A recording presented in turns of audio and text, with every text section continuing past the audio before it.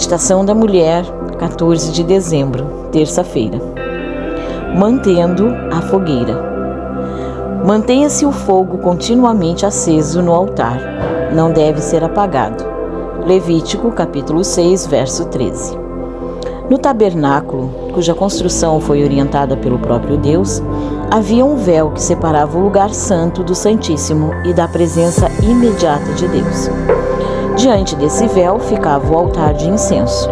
Sobre ele, o sacerdote queimava incenso cada manhã e tarde. Suas pontas eram tingidas com sangue da oferta para o pecado, e era aspergido com sangue no dia da expiação. O fogo desse altar tinha sido aceso pelo próprio Deus e conservado de maneira sagrada dia e noite. O santo e suave incenso perfumava os compartimentos sagrados e se espalhava ao redor do tabernáculo.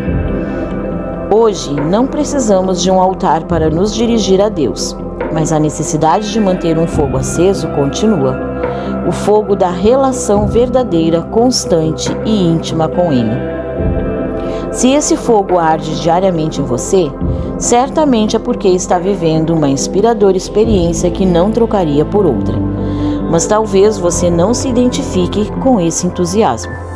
Envolvida com a igreja ou não, você pode estar vivendo uma vida dolorosa e destrutiva espiritual e emocionalmente, que não lhe proporcione nada além de desapontamento. Um dia, Deus fez um chamado a várias mulheres. Venha e siga-me. Nenhuma das que aceitaram esse chamado tinha noção da repercussão dele em sua vida.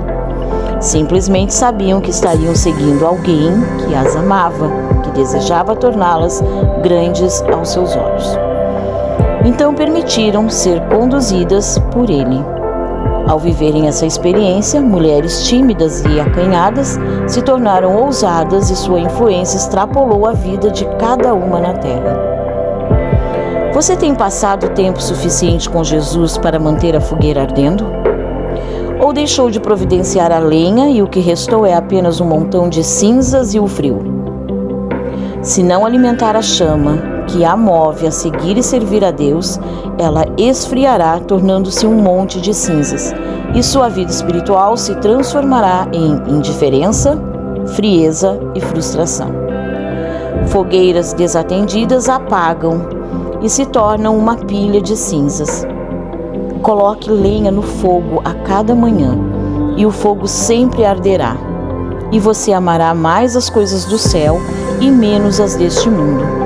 Mantenha seu altar em chamas até estar na eternidade com o Criador e Salvador, Jesus Cristo. Meditação da Mulher, Sublime Beleza. De autoria de Miriam Grittner, uma edição da Casa Publicadora Brasileira.